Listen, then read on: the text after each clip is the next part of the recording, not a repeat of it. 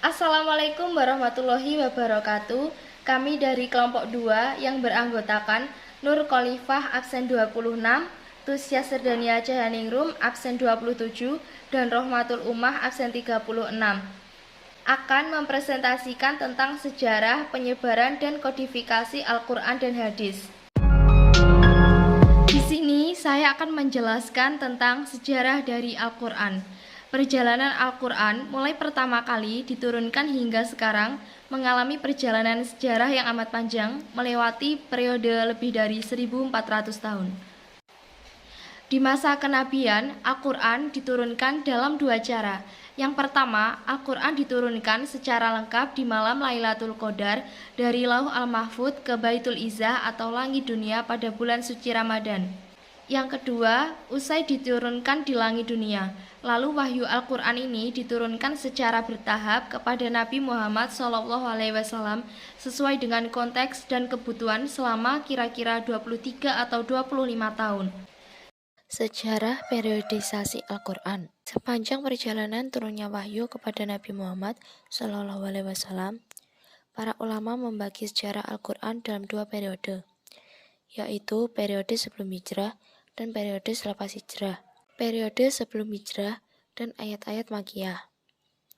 Pada periode sebelum hijrah, ayat-ayat Al-Quran diturunkan selama Nabi Muhammad berdakwah di Mekah. Karena itulah ayat-ayatnya dinisbatkan ke lokasi turunnya wahyu, yaitu di Mekah. Ayat-ayatnya diberi julukan sebagai ayat-ayat Makkiyah. Di periode pertama ini terdapat 86 surat Makkiyah yang diturunkan selama 12 tahun 5 bulan. Sebagaimana disebutkan di atas, wahyu pertama diturunkan pada 17 Ramadan 610 Masehi di Gua Hira ketika Nabi Muhammad menyendiri dari kaumnya. Pada umumnya, isi ayat-ayat Makkiyah berkenaan dengan akidah dan penguatan tauhid. Wahyu Al-Quran di periode sebelum hijrah merupakan pokok ajaran Islam untuk mengokohkan keimanan umat yang ditindas oleh orang-orang kafir Quraisy. Periode selepas hijrah dan ayat-ayat Madaniyah. Pada periode kedua ini, ayat-ayat Al-Quran diturunkan selama Nabi Muhammad berdakwah di Madinah. Karena itulah ayat-ayatnya dinisbatkan ke lokasi turunnya wahyu, yaitu di Madinah. Ayat-ayatnya diberi julukan sebagai ayat-ayat Madaniyah. Di periode kedua ini, terdapat 28 surat yang turun selama 9 tahun 9 bulan. Karena pengokohan iman sudah dijelaskan melalui ayat-ayat Makkiyah, maka usai hijrah, ayat-ayat Madaniyah umumnya berkaitan dengan muamalat syariat dan hukum-hukum Islam. Di periode ini, ayat terakhir yang diturunkan adalah 3 ayat dalam surat Al-Ma'idah ketika Nabi Muhammad melakukan haji wada sekaligus penutup dari wahyu Al-Quran. Dan selanjutnya, saya akan menjelaskan tentang penyebaran Al-Quran. Al-Quran merupakan sebuah petunjuk bagi umat manusia yang meletakkan dasar-dasar prinsip dalam segala persoalan kehidupan umat manusia dan merupakan kitab universal. Periode pertama, sebelum Hijriah, pada permulaan turunnya wahyu yang pertama, surat Al-Alaq ayat 1-5, Nabi Muhammad SAW belum diangkat menjadi Rasul dan hanya berperan sebagai Nabi yang tidak ditugaskan untuk menyampaikan wahyu yang diterimanya. Sampai pada turunnya wahyu yang kedua, barulah Nabi Muhammad diperintahkan untuk menyampaikan wahyu yang diterimanya. Kemudian sesudah itu, kandungan wahyu ilahi berkisar dalam 3 hal. Yang pertama, pendidikan bagi Rasulullah dalam bentuk kepribadiannya yang terdapat dalam Quran Surat Al-Muddatsir ayat 1-7.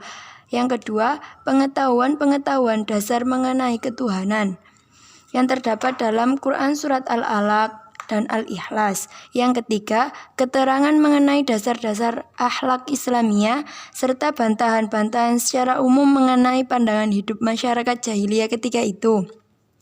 Periode ini berlangsung sekitar 4-5 tahun dan telah menimbulkan bermacam-macam reaksi di kalangan masyarakat Arab ketika itu. Reaksi-reaksi tersebut nyata dalam 3 pokok. 1. Segolongan kecil dari mereka menerima dengan baik ajaran-ajaran Al-Quran. 2. Sebagian besar dari masyarakat tersebut menolak ajaran Al-Quran karena kebodohan mereka. 3. Keteguhan mereka mempertahankan adat istiadat dan tradisi nenek moyang. Periode kedua, setelah Nabi Hijrah. Sejarah turunnya Al-Quran pada periode kedua terjadi selama 8-9 tahun. Pada masa ini terjadi pertikaian dahsyat antara kelompok Islam dan Jahiliyah. Pada masa itu, ayat-ayat Al-Quran di satu pihak silih berganti turun menerangkan kewajiban-kewajiban prinsip penganutnya sesuai dengan kondisi dakwah ketika itu. Sementara di lain pihak, ayat-ayat kecaman dan ancaman terus mengalir kepada kaum musyrik yang berpaling dari kebenaran. Selain itu, turun juga ayat-ayat mengenai keesaan Tuhan dan kepastian hari kiamat. Periode ketiga, pada periode ini dakwah Al-Quran telah mencapai atau mewujudkan suatu prestasi besar karena penganut-penganutnya telah dapat hidup bebas melaksanakan ajaran-ajaran agama di Yasrib yang kemudian diberi nama Al-Madinah Al-Munawwaroh. Periode ini berlangsung selama 10 tahun. Ini merupakan periode yang terakhir saat Islam disempurnakan oleh Allah Subhanahu wa Ta'ala dengan turunnya ayat yang terakhir Al-Maidah ayat 3. Ketika Rasulullah SAW wukuf pada Haji Wada 9 Dzulhijjah 10 Hijriah dan ayat terakhir turun secara mutlak surat Al-Baqarah ayat 28. Pada masa ketika Nabi Muhammad SAW masih hidup, terdapat beberapa orang yang ditunjuk untuk menulis Al-Quran, yakni Zaid bin Thabit, Ali bin Abi Thalib, Muawiyah bin Abu Sufyan, dan Ubay bin Ka'ab.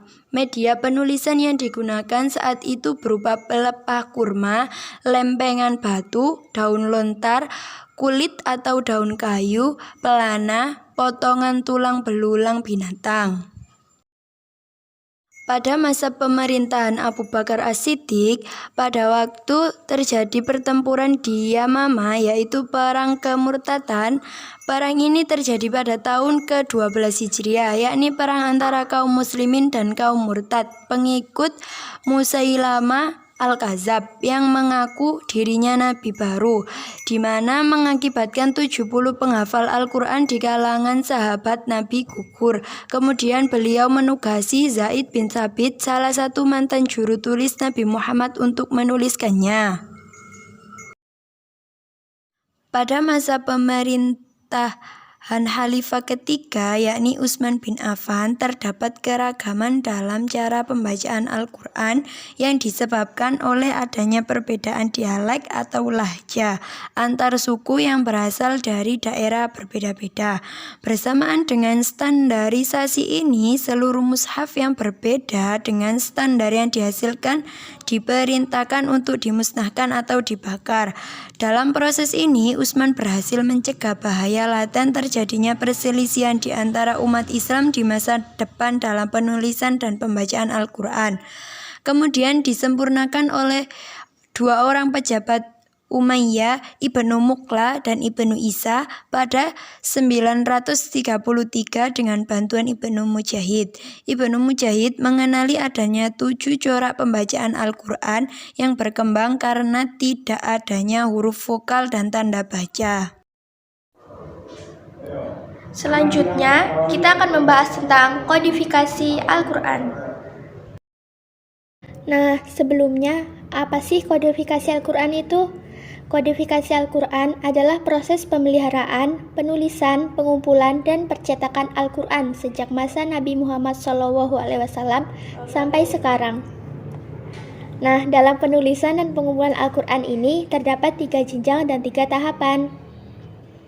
Tahapan pertama pada zaman Nabi Muhammad SAW.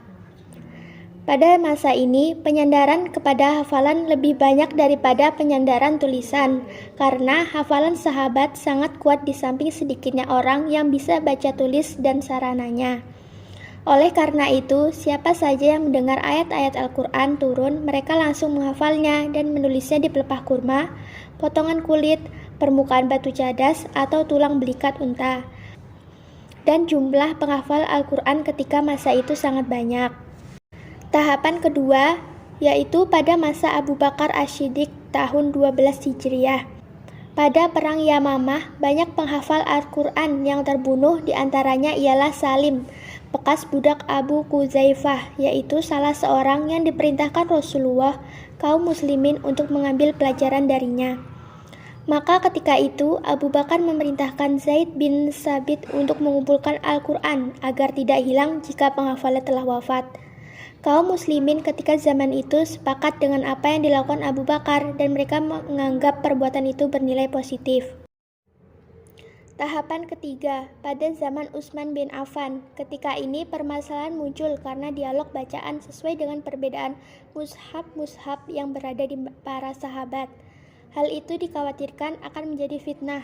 Maka Utsman memerintahkan untuk mengumpulkan semua mushaf-mushaf agar menjadi satu kitab sehingga tidak ada lagi perbedaan dialog bacaannya. Kemudian Utsman memerintahkan kepada Zaid bin Sabit, Abdullah bin As, Abdurrahman bin Haris bin Hisham untuk menuliskannya kembali dan memperbanyaknya. Kemudian Utsman mengirimnya ke seluruh negeri Islam dan memerintahkan untuk membakar mushaf-mushaf selain itu. Tujuan Abu Bakar dan Utsman dalam mengumpulkan Al-Quran. Yang pertama, Abu Bakar Asy-Siddiq mengumpulkan ayat-ayat Al-Quran agar tidak tercecer. Yang kedua, Utsman bin Affan mengumpulkan mushaf-mushaf menjadi satu mushaf karena dikhawatirkan ada fitnah karena di dalam dialog bacaan Al-Quran. Selanjutnya, saya akan menjelaskan tentang sejarah dari hadis, pembentukan dan sejarahnya. Hadis sebagai kitab intinya mempunyai berita mengenai sabda, afal, dan sikap Nabi Muhammad sebagai Rasul. Berita tersebut didapat dari para teman pada saat berkenalan dengan Nabi. Berita itu kesudahan disampaikan untuk teman lain yang tidak mengetahui berita itu, atau disampaikan untuk murid-muridnya dan diteruskan untuk murid-murid berikutnya, sampai untuk pembuku hadis. Masa pembentukan hadis. Masa pembentukan hadis tiada lain masa kerasulan Nabi Muhammad itu sendiri. Ialah anggar-anggar 23 tahun. Pada masa ini hadis belum ditulis dan hanya berada dalam benak atau hafalan para teman. Periode ini disebut Al-Wahyu wa At-Takwin. Pada saat ini Nabi Muhammad sempat melarang penulisan hadis supaya tidak tercampur dengan periwayatan Al-Quran. Namun setelah beberapa waktu, ia Shallallahu Alaihi Wasallam membolehkan penulisan hadis dari beberapa orang teman yang agung, seperti Abdullah bin Mas'ud, Abu Bakar, Umar bin Khattab, Abu Hurairah, Zaid bin Sabit, dan lainnya. Periode ini dimulai sejak Nabi Muhammad diangkat sebagai Nabi dan Rasul sampai wafatnya. Masa penggalian. Masa ini merupakan masa pada Akbar dan Tabi'in, dimulai sejak wafatnya Nabi Muhammad pada tahun 11 Hijrah atau 632 Masehi. Pada masa ini hadis belum ditulis atau dibukukan, kecuali yang diperagakan oleh beberapa teman seperti Abu Hurairah, Abu Bakar, Umar bin Khattab, Abdullah bin Mas'ud, dan yang lainnya. Seiring dengan perkembangan dakwah, mulailah muncul persoalan baru umat Islam yang mendorong para teman saling bertukar hadis dan menggali dari sumber-sumber utamanya. Masa penghimpunan. Masa ini ditandai dengan sikap para teman dan tabi'in yang mulai menolak menerima hadis baru. Seiring terjadinya tragedi perebutan posisi kekhalifahan yang bergeser ke anggota syariat dan akidah dengan munculnya hadis palsu. Para teman dan tabi'in ini sangat mengenal betul pihak-pihak yang melibatkan diri dan yang terlibat dalam permusuhan tersebut. Sehingga jika mempunyai hadis baru yang belum pernah dipunyai sebelumnya, diteliti secermat-cermatnya siapa-siapa yang menjadi sumber dan pembawa hadis itu. Masa pendiwanan dan penyusunan. Pada zaman 3 Hijriah merupakan masa pendiwanan dan penyusunan hadis, guna menghindari keliru pengertian untuk umat Islam dalam memahami hadis sebagai perilaku Nabi Muhammad. Karenanya para ulama mulai mengelompokkan hadis dan memisahkan kumpulan hadis yang termasuk marfu, atau yang mempunyai intinya perilaku Nabi Muhammad, mana yang mauquf atau berisi perilaku sahabat. Dan selanjutnya, saya akan menjelaskan tentang penyebaran hadis. Penyebaran hadis, perkembangan awal penyebaran hadis. Hadis merupakan sumber kedua ajaran Islam setelah Al-Quran. Ada beberapa tahap yang berkaitan dengan diseminasi hadis. Ada beberapa periode dalam penyebaran hadis. Periode pertama adalah masa wahyu dan pembentukan hukum serta dasar-dasarnya. Pada masa ini, Nabi Muhammad hidup di tengah masyarakat. Ketika itu, Nabi Muhammad memerintahkan sahabatnya menulis setiap wahyu yang turun. Secara bersamaan, ia melarang menulis hadis, tujuannya agar semua potensi diarahkan pada Al-Quran. Namun, keinginan para sahabat mencatat hadis tak bisa dibendung. Periode kedua, ini dikenal pula sebagai periode membatasi hadis dan menyedikitkan riwayat, yaitu pada masa 4 khalifah Abu Bakar As-Siddiq, Umar bin Khattab, Utsman bin Affan, dan Ali bin Abi Thalib. Permasalahan yang sangat menarik perhatian di masa itu adalah persoalan ketatanegaraan dan kepemimpinan umat. Dua soal lain penyebaran Islam, situasi politik dan perpecahan berimbas pada penyebaran hadis. Pada masa itu, Abu Bakar dan Umar mengingatkan kepada umat Islam untuk mencermati hadis yang mereka terima. Periode ketiga disebut juga penyebaran riwayat ke kota-kota yang berlangsung pada era sahabat kecil dan tabi'in besar. Ini berkait dengan penaklukan tentara Islam terhadap Syria, Irak, Mesir, Persia, Samarkand, serta Spanyol yang menyebabkan mereka menyebar ke wilayah baru itu untuk menyebarkan Islam. Pada perkembangan selanjutnya, seorang sahabat yang mendengar sebuah riwayat yang belum pernah didengarnya akan berkunjung ke wilayah seorang sahabat yang disebut meriwayatkan hadis itu. Dalam riwayat Bukhari, Ahmad At-Tabari, serta Al-Baihaqi disebutkan Jabir pernah pergi ke Syria dengan maksud seperti di atas. Pada periode keempat dinamakan periode penulisan dan kodifikasi secara resmi yang berlangsung pada masa Khalifah Umar bin Abdul Aziz. Semuanya bermula dalam keprihatinan Khalifah karena semakin berkurangnya penghafal hadis karena meninggal dunia. Dia mengirimkan surat kepada gubernur-gubernurnya untuk menuliskan hadis yang berasal dari penghafal dan ulama di tempatnya masing-masing. Periode kelima dalam pemurnian, penyehatan, dan penyempurnaan. Hal ini berhubungan dengan upaya membedakan antara hadis dan fatwa pada sahabat serta adanya fenomena pemalsuan hadis. Pada periode ke-6 dinamakan pemeliharaan, penerbitan, penambahan, dan penghimpunan. Para ulama hadis pada masa ini berlomba-lomba menghafal sebanyak-banyaknya hadis yang sudah dikodifikasi, hingga kemudian muncul bermacam-macam gelar keahlian dalam ilmu hadis seperti Al-Hakim dan Al-Hafiz. Mereka juga fokus pada perbaikan susunan kitab hadis dan mengumpulkan hadis pada kitab sebelumnya ke dalam kitab yang lebih besar. Pada periode ke-7, aktivitasnya melanjutkan periode sebelumnya. Penghancuran Baghdad, Irak sebagai pusat pemerintahan Abbasiyah oleh Hulagu Khan menggeser kegiatan di bidang hadis ke Mesir dan India. Cara penyampaian hadis pun berbeda, kadang-kadang berupa pemberian izin oleh seorang guru kepada murid untuk meriwayatkan hadis dari guru itu yang dinamakan dengan ijazah. Nah, yang terakhir kita akan membahas tentang kodifikasi hadis. Proses kodifikasi hadis secara resmi. Tradisi penulisan dan penyebaran hadis sebagaimana telah diketahui dalam abad pertama Hijriah dari zaman Rasul, Khulafa al-Rasyidin, hingga abad pertama Hijriah masih bersandar pada hafalan para sahabat dan tulisan-tulisan hadis pribadi dari sahabat yang tersebar dalam beberapa catatan mereka. Saat pemerintahan Khalifah Umar bin Abdul Aziz, mereka tergerak hatinya untuk mulai membukukan hadis, dikatakan resmi dan massal karena kegiatan perhimpunan itu adalah kebijakan dari kepala negara dan perintah negara itu ditujukan kepada gubernur serta ulama hadis pada masa itu. Beberapa aspek yang melatar belakangi gagasan Umar bin Abdul Aziz untuk membukukan hadis secara resmi diantaranya adalah 1. Sebelumnya, hadis tersebar dalam lembaran dan catatan sahabat, di mana masing-masing sahabat memiliki catatan sendiri, seperti Sahifah Abdullah bin Umar, Jabir dan Hammah bin Munabih. Para ahli hadis menyerahkan urusan penulisan hadis kepada hafalan-hafalan para sahabat yang lafaznya diterima dari Nabi. Ada juga sahabat yang hanya tahu maknanya, tetapi tidak hafal lafaznya. Sehingga terjadilah perselisihan riwayat penukilan sekaligus perawinya. Oleh karena itu, Khalifah Umar bin Abdul Aziz khawatir jika nanti hadis Rasulullah disia-siakan oleh umatnya.